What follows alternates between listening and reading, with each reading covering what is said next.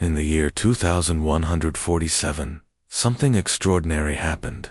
A massive alien ship appeared in the sky, hovering silently above Earth.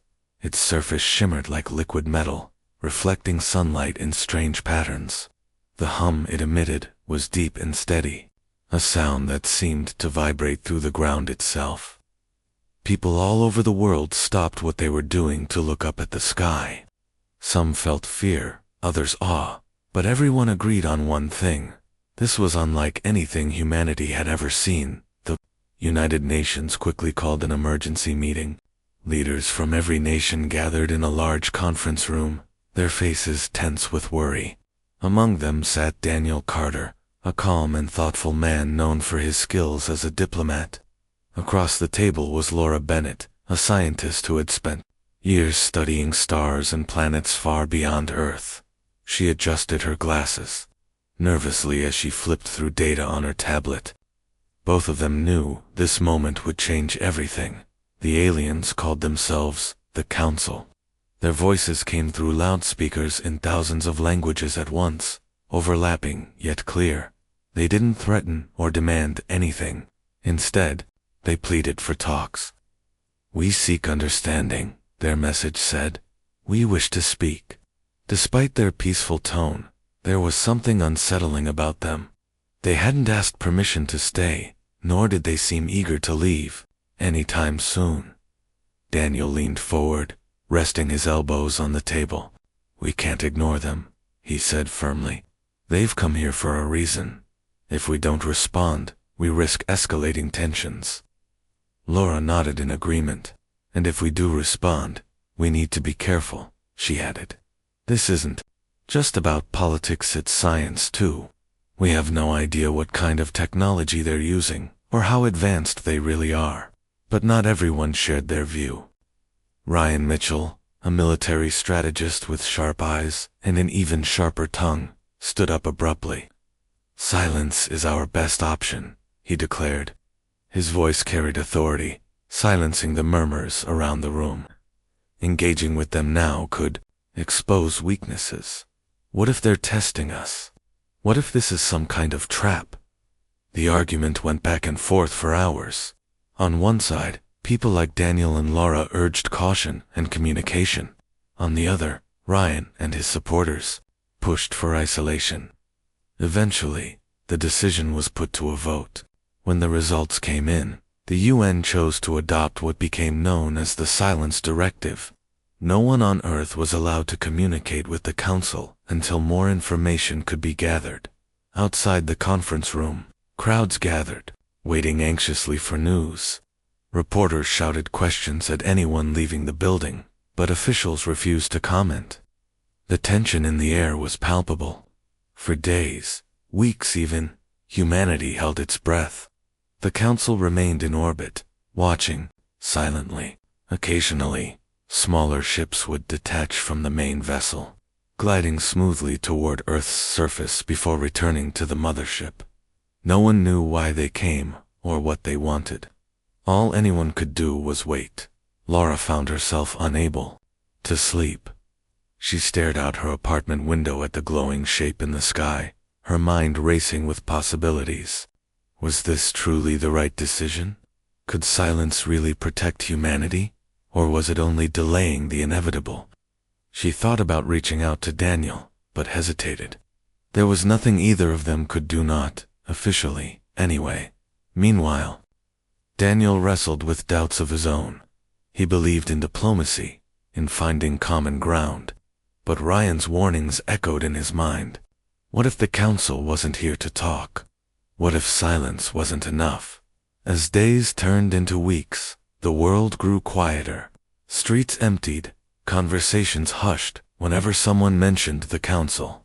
Humanity had chosen silence, but for how long could they keep it up?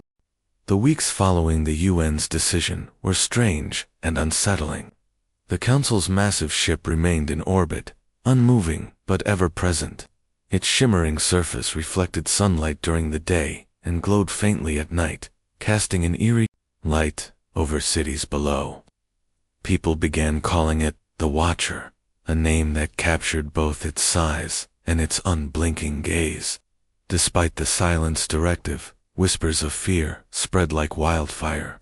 No one knew what the council was waiting for or why they hadn't left. Small drones started appearing near power plants, research facilities, and even remote villages. These glowing orbs floated silently, observing everything without interfering. Some people claimed the orbs followed them when they moved. Others said they felt a strange warmth whenever one came close. Scientists tried to study them, but the drones vanished whenever approached, only to reappear elsewhere moments later. It was as if the council was mapping Earth not just its geography, but its people, its systems, and its secrets. Laura Bennett couldn't shake the feeling that time was running out. She spent her days analyzing data about the alien ship, searching for patterns or clues. At night, she stared at the sky, wondering what the council wanted. Her frustration grew with each passing day. "We're doing nothing," she muttered to herself one evening, pacing her small office. "They're watching us, studying us, and we're just sitting here." Daniel Carter shared her concerns. He had always believed in diplomacy, in finding ways to bridge divides. But now, he felt trapped by the very system he worked within. The silence directive had silenced not just humanity's voice, but its ability to act. When Laura called him, late one night, her tone urgent, he didn't hesitate to meet her. "We can't wait any longer," Laura said as soon as he walked into her lab. She gestured toward a cluttered desk covered in notes and diagrams. "If we don't respond, we'll lose our chance, maybe forever." Daniel frowned. "You know what Ryan Mitchell will do if he finds out we've gone behind their backs." "I don't care about Ryan," Laura snapped, her voice rising. "This isn't about politics anymore. This is survival. What happens if the council decides we're not worth talking to? Or worse, what if they think we're hostile?" Daniel sighed, rubbing his temples. He wanted to argue, to remind her of the risks, but deep down, he knew she was right. They couldn't afford to sit idly while the council studied them like specimens under a microscope. If there was even a slim chance of peaceful contact, they had to take it. That's when Emily Dawson entered the picture, a linguist with a knack for deciphering complex codes.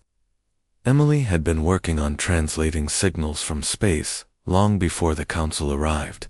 When Laura and Daniel approached her with their plan, she didn't hesitate to join them. Together, the trio devised a simple yet carefully crafted message, a greeting, an invitation to talk, and nothing more. The hardest part was finding a way to send it without drawing attention. Using outdated equipment from a decommissioned satellite station, they managed to transmit the signal under the cover of darkness. None of them knew whether it would work or what might happen if it did. 4 hours after the transmission, they waited nervously. Had the council received the message? Would they respond? Just when doubt began creeping in, something extraordinary happened. Across the globe, people reported seeing vivid images in their minds, visions of distant stars, sprawling cities, and ancient civilizations. The visions weren't random. They formed a coherent narrative, telling a story of survival and resilience. Public reaction was immediate and chaotic. Some saw the images as proof of the council's peaceful intentions. Others viewed them as a warning. Governments scrambled to make sense of the phenomenon, while conspiracy theories flooded social media. Amid the confusion, Ryan Mitchell discovered what Laura, Daniel, and Emily had done. When he confronted them, his expression was colder than usual. "You've endangered us all," he said, his voice low and dangerous. "Do you have any idea what you've unleashed?" Laura met his glare without flinching. "Maybe," she replied. "Or maybe we've given humanity a fighting chance." The room fell silent. Whatever happened next, there was no turning back. The fallout from the unauthorized message spread quickly. Ryan Mitchell wasted no time in reporting Laura, Daniel, and Emily to the United Nations Security Council. He painted their actions as reckless and dangerous, accusing them of jeopardizing Earth's safety for personal gain. They acted without approval, without oversight, he said during an emergency session. We don't know what kind of response we've provoked or what consequences might follow. Despite his harsh words, not everyone agreed with him. Some members of the council were intrigued by the visions sent by the council. The images of distant stars and ancient civilizations sparked curiosity rather than fear. Could these aliens truly be peaceful? Were they trying to share knowledge instead of imposing threats? These questions lingered in the minds of many, even if they didn't voice them openly.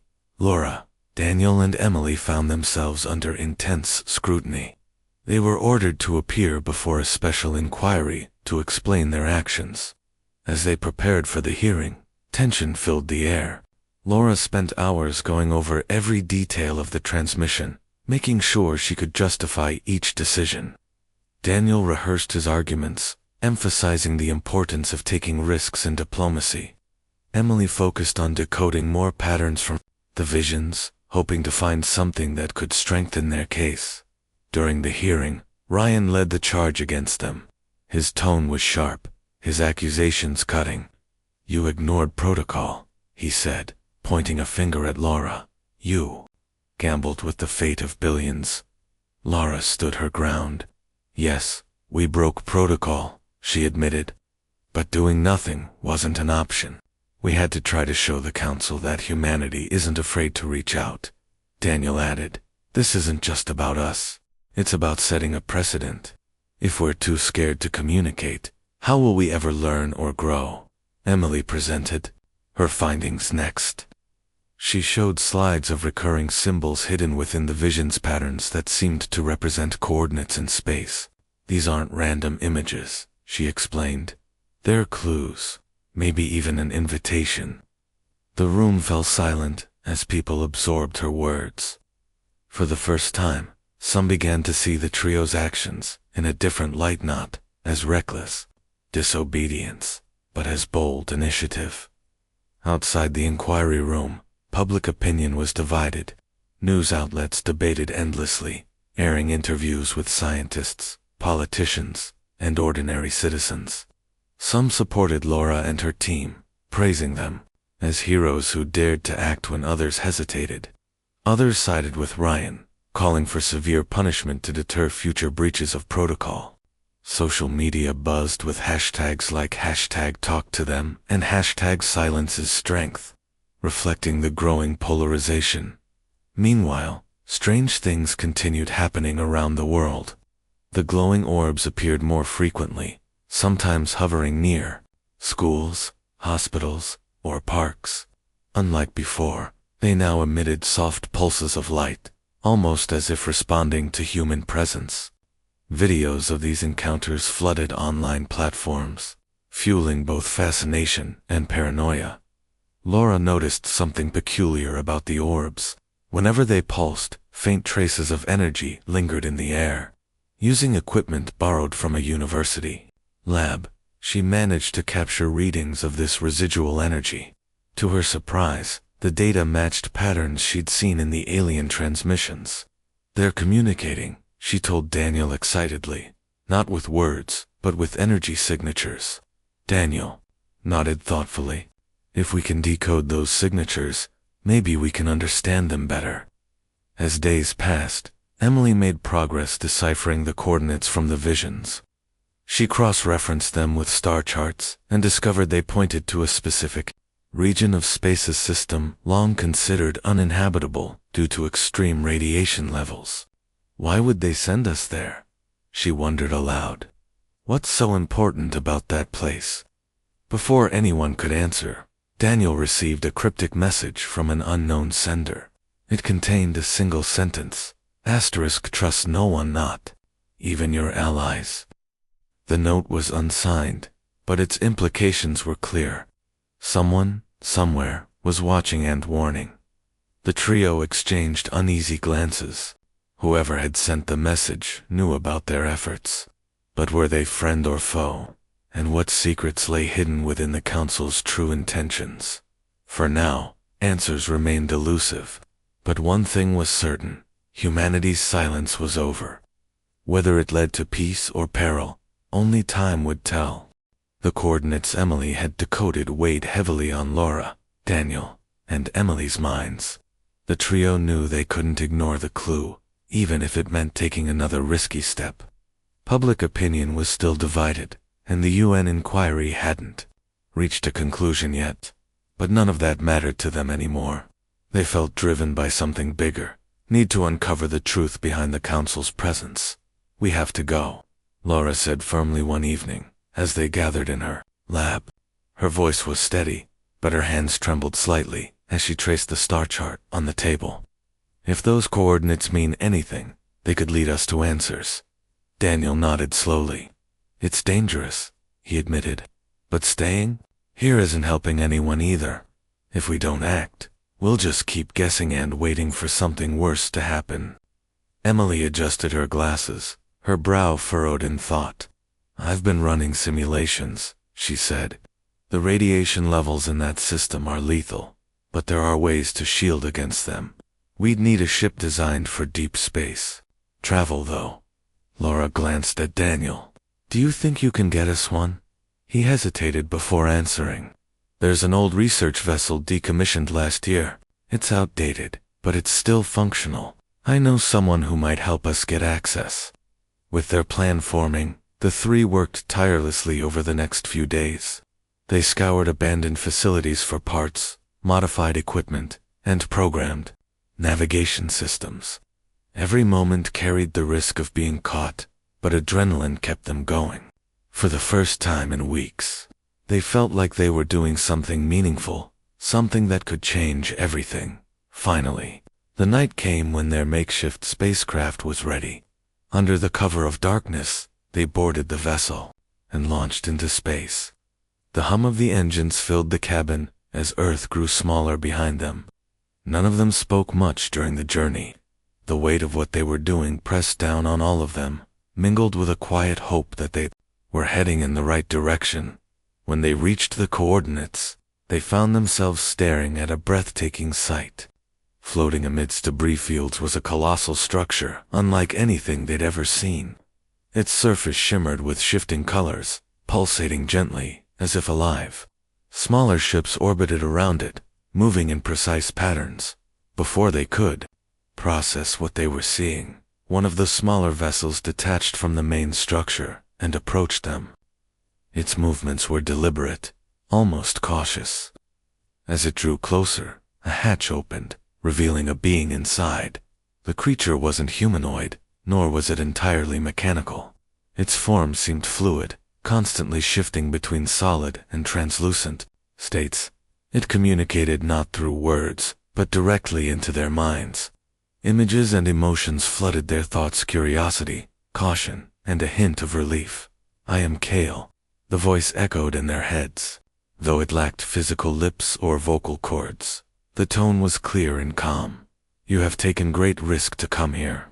Laura stepped forward instinctively, though her heart raced. "We wanted to understand," she said aloud, unsure if speaking would make a difference.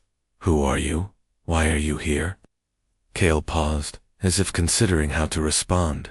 Then, more images flowed into their mind: scenes of destruction, planets consumed by cosmic anomalies, civilizations fleeing their homes. "We are survivors," Kale explained. "Our worlds were lost. We seek refuge." Daniel frowned, his mind racing. "And Earth?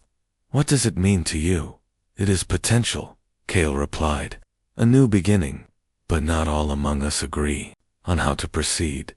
The trio exchanged uneasy glances. Something about Kale's words hinted at deeper complications, conflicts within the Council itself. Before they could ask more questions, Kale added, "Your silence spoke volumes. It made some doubt your willingness to coexist. Others saw it as weakness." Emily swallowed hard. "What happens now?" she asked quietly. "That depends on you," Kale said, "and on those who lead your world."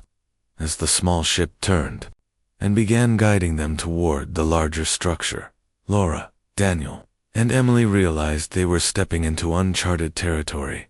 Whatever awaited them inside, one thing was certain: humanity's fate hung in the balance. Inside the colossal structure, Laura, Daniel, and Emily felt both awe and unease. The interior was vast, with walls that seemed to breathe, shifting colors like a living organism. Soft lights pulsed rhythmically, casting an otherworldly glow over everything. There were no sharp edges or corners, every surface curved smoothly, as if designed to calm rather than intimidate. Kale led them through winding corridors, its fluid form gliding effortlessly ahead. As they walked, more images flowed into their minds, visions of distant galaxies, advanced technology, and beings unlike anything they'd imagined. Each scene carried emotions: hope, loss, determination. It was overwhelming, yet fascinating, like flipping through the pages of an alien history book. Finally, they arrived at a large chamber. In the center floated a holographic map of the universe, dotted with glowing points representing stars and planets. Kale gestured toward it. "This is our journey," it said, projecting new images into their thoughts. They saw civilizations thriving, then collapsing under cosmic disasters, stars exploding, black holes consuming entire systems, radiation storms wiping out life. "We fled when our homes were destroyed," Kale continued. "We sought places where we could rebuild. Earth is one such place." Laura's heart sank. She had suspected the Council's intentions might involve Earth's resources, but hearing it confirmed made her stomach churn. "And what about us?" she asked carefully. "What happens to humanity if you stay?" Kale hesitated before responding. "That depends on your leaders and on factions within the Council itself." Daniel stepped closer, his expression tense. "Factions? What do you mean?" Kale projected another set of images, scenes of conflict among alien species. Some groups worked together peacefully, while others clashed violently. One faction stood out: sleek ships armed with weapons, attacking weaker civilizations.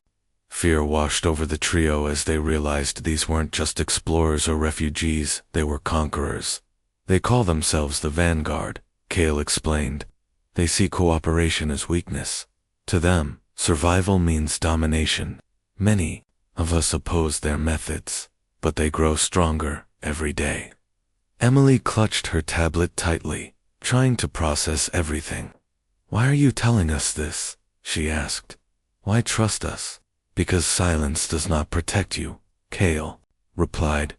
"Your refusal to communicate emboldened the Vanguard.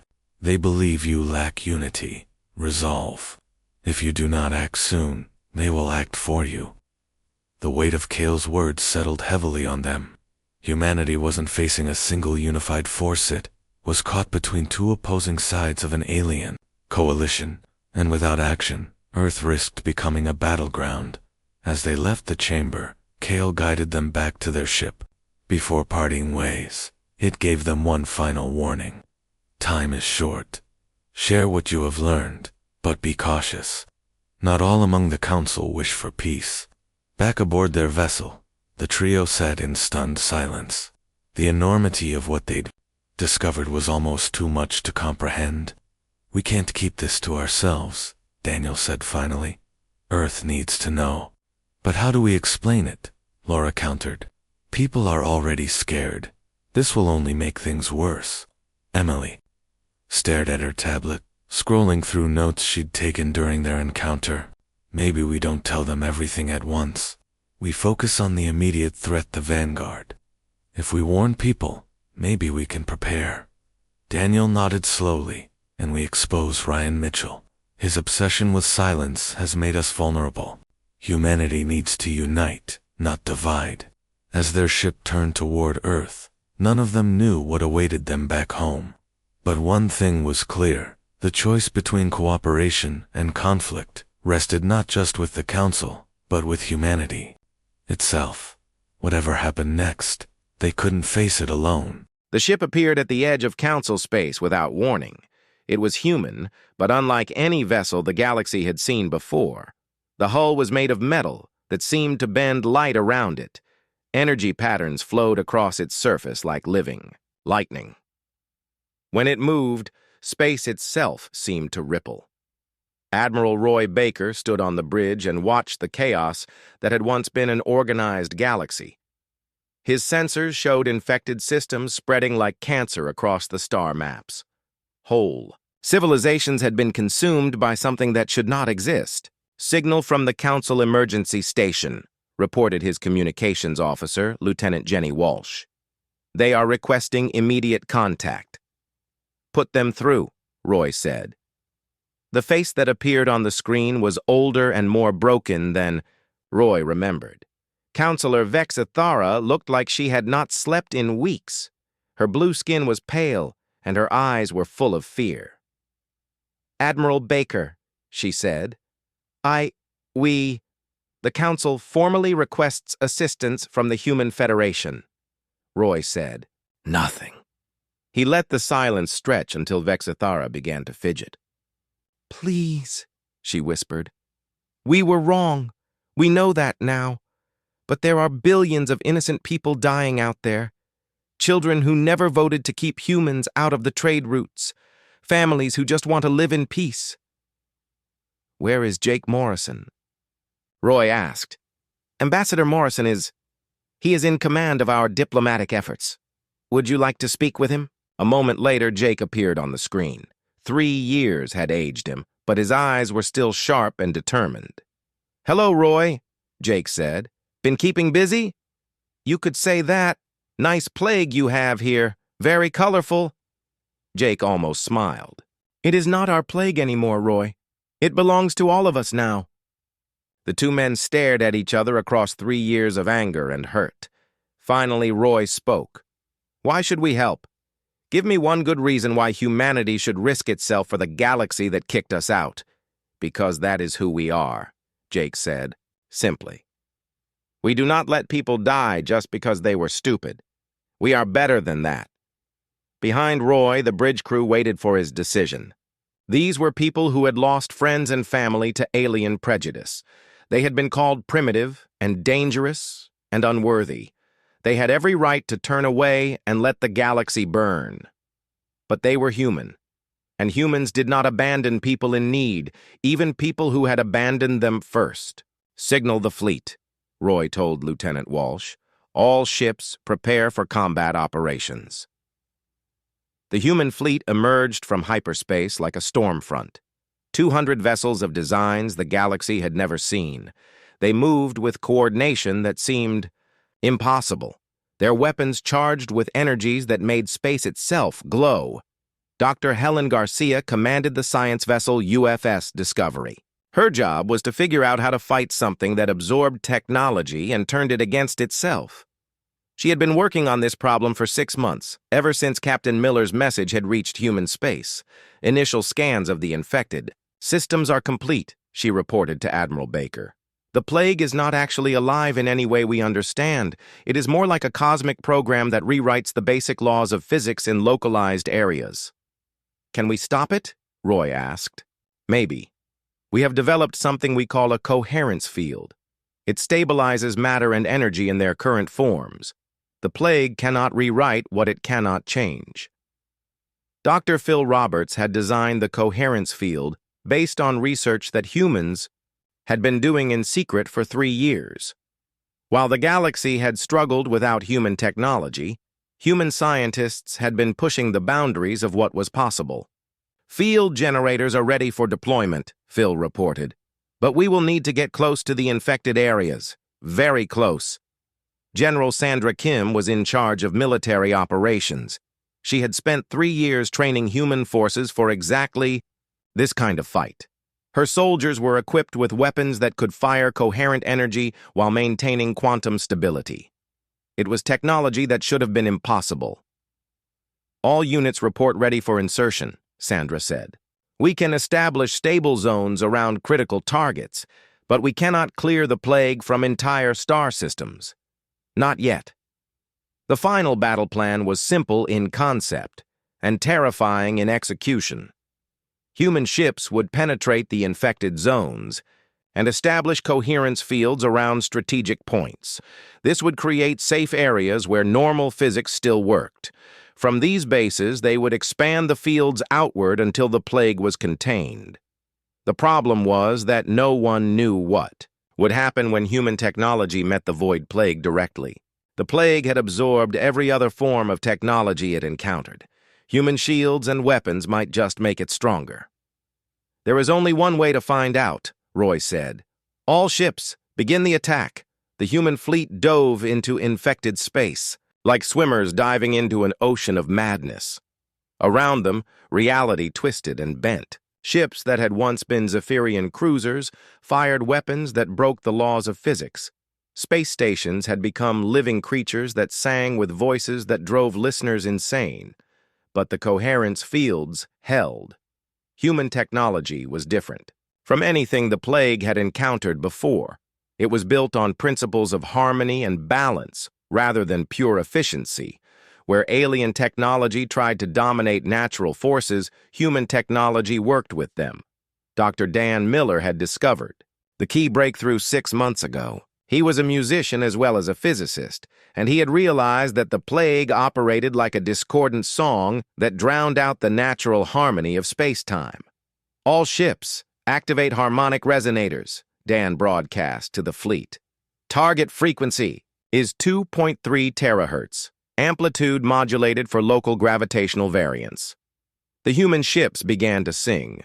Their resonators produced a complex harmony that reinforced the stability of normal space. Wherever the song played, the plague's influence weakened. The battle raged for 3 days. Human ships fought their way through nightmares made real. They established safe zones around refugee ships and critical infrastructure. Slowly, painfully, they began to push the plague back. Captain Ellen Turner led a rescue mission to the Zephyrian homeworld. Her ship, the UFS Harmony, was designed specifically for this kind of operation. Its hull was covered with harmonic projectors that could stabilize large areas of space. Ellen had been a diplomat before the humans left the galaxy. She had worked with Zephyrian officials for years. She had liked them, despite their arrogance. Now she was trying to save what was left of their civilization. The planet was a horror beyond description. Cities had become living entities that pulsed with alien thoughts. The oceans were made of liquid that reflected things that were not there. The sky showed stars that existed in dimensions humans could not perceive. But in the center of the capital city, Ellen's sensors detected something impossible, a small area where normal physics still worked. Somehow, a group of Zephyrians had found a way to resist the plague's influence. "Landing team, prepare for insertion," Ellen ordered. "We are going to get those people out of there." The rescue took 12 hours and cost Ellen half her crew. But when the UFS Harmony lifted off from the nightmare that had been Zephyr, it carried 3,000 survivors. Among them was a young Zephyrian scientist named Keltar, who had once worked with Dr. Lisa Park. "How did you resist the plague?" Ellen asked him. "We remembered something Dr. Park taught us," Keltar replied. "She said that sometimes the best way to solve a problem is to think like a human. So we stopped trying to understand the plague and started trying to feel what was wrong with it." The tide of battle turned on the 4th day. Human harmonic technology had proven that the void plague could be fought. More importantly, other species were learning to adapt human techniques to their own technology. The old Centaurian, Quindal, led a joint task force of surviving alien ships. They had studied human harmonic patterns and modified their weapons to produce similar effects. It was crude compared to true human technology, but it worked. "This is Quindal to Admiral Baker," the alien commander broadcast. "My forces are ready to support your final assault on the plague's central node." The central node was located at the galactic core, where the plague had built something that defied description. It was part machine, part living creature, part mathematical equation. It was the brain that controlled the cosmic infection. Roy led the final attack personally. His ship, the UFS Redemption, was humanity's most advanced vessel. Its harmonic generators could stabilize an entire solar system. Its weapons fired pure coherence that could restore normal physics to any area they hit. The battle at the galactic core lasted 18 hours. Roy's ship faced horrors that had no names and fought enemies that existed in 17 dimensions at once. But humanity had learned something important during their 3 years in exile. They were at their best when everything seemed hopeless. The plague fought back with the absorbed knowledge of 100 civilizations. It used Zephyrian battle tactics, Krallick's weapon technology, and Cytherian shield systems. But it could not understand the one thing that made humans dangerous: their refusal to give up. Roy's final attack was not a weapon in any normal sense. It was a song, a harmony that expressed everything humans believed about the universe. It sang of worlds where different species worked together. It sang of children playing under alien suns. It sang of hope and friendship and the belief that intelligence could always find a way to solve any problem. The massive chamber of the Galactic Council stretched out like a metal canyon. Hundreds of alien beings sat in their seats watching the drama unfold below. The air buzzed with tension as Council member Vextal rose from his platform. Ambassador. Kate Sullivan stood at the human podium, her hands steady despite the weight of what was happening. Next to her, Colonel Jake Morrison kept his face blank, but his eyes never left the towering insect-like alien who was about to change everything. Vextal's 6 black eyes gleamed with cold satisfaction. His body looked like a cross between a praying mantis and a spider covered in dark green armor that clicked when he moved. When he spoke, his voice cut through the chamber like breaking glass. "The human delegation will listen carefully," Vextal announced. His words echoed off the curved walls. "Your species has exactly 72 standard hours to remove all personnel from the Kepler 442 system." Kate felt her stomach drop, but she kept her expression calm. Behind her, she could hear the soft gasp from Dr. Amy Foster, their lead scientist. The Kepler system was their most important discovery in decades. The mining rights to that system belong to the Zephyrian Empire, Vextal continued. We have held those rights for 300 of your Earth years. Your recent arrival means nothing. Around the chamber, other alien representatives shifted in their seats. The Altarians, who looked like tall blue humanoids with silver hair, seemed uncomfortable. Their leader, Fluxandra, had always treated humans with respect. But today, she remained silent. Jake Morrison stepped forward slightly. As a military man, he had seen many threats in his time, but this felt different. This felt personal. "Council Member Vextal," Kate said, her voice carrying clearly across the vast space. "We request the right to present our findings to the full council. What our research teams have discovered could benefit every civilization in this galaxy." Vextal's laugh sounded like metal scraping against stone. "Humans and their arrogance. You have been part of this council for barely 50 years. Some of us have maintained galactic order for thousands of years." He moved closer to the edge of his platform, his clawed feet clicking on the metal floor. "You will comply with our legal claim, or you will face the full might of the Zephyrian military. My fleets have never known defeat." Captain Lisa Brooks watched the live transmission from her ship, the research vessel Endeavour, positioned at the edge of the Kepler 442 system. Her science team had been working around the clock for months. What they had found was beyond anything humanity had ever imagined. "Captain," her communications officer called out, "we're getting reports from the mining platforms. The Zephyrians have already begun moving equipment into the system." Lisa clenched her jaw. "How many ships?" 47 warships, ma'am. And they're not just for show. Our sensors are picking up active weapon systems." Back in the council chamber, Kate tried one more time. "Council Member Vextal, we urge you to reconsider. The artifacts we have discovered appear to be ancient warning systems. They may indicate a serious threat to all galactic civilizations." Vextal's mandibles clicked together in what humans had learned was the Zephyrian equivalent of a sneer. Warning systems? From a species that learned to fly between stars only yesterday? Your people still use chemical rockets for basic transport. The insult stung because it was partly true. Humanity was young compared to most galactic civilizations. They had joined the Galactic Council only 50 years ago, after making contact with an Altarian exploration ship. Most other species had been traveling between stars for millennia. Your scientists play with rocks and call it archaeology, Vextal continued. My people perfected interstellar travel when your ancestors were still living in caves. Jake Morrison felt his hands clench into fists. He had fought in 3 wars to defend Earth, and he had never backed down from a fight. But this was not his battlefield. This was politics, and politics required different weapons. The Zephyrian claim is legal under current galactic law, Vextal announced to the full assembly. The humans have 72 hours to withdraw.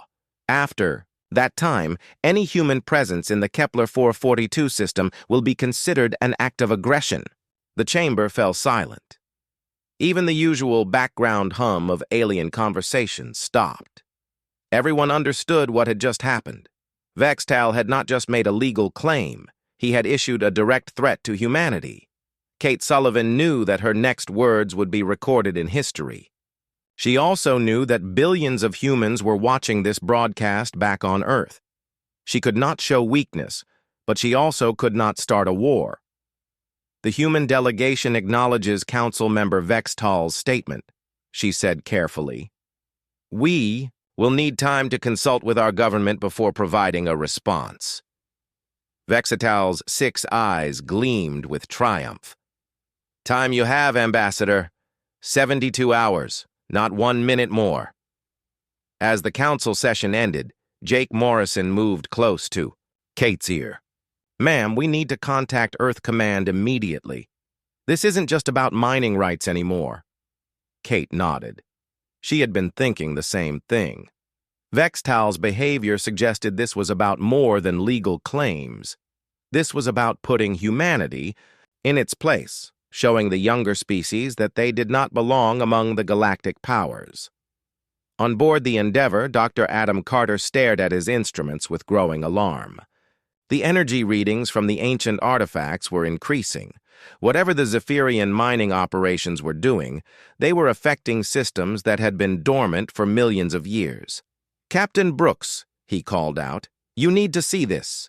The crystalline structures we found are responding to the Zephyrian excavation equipment.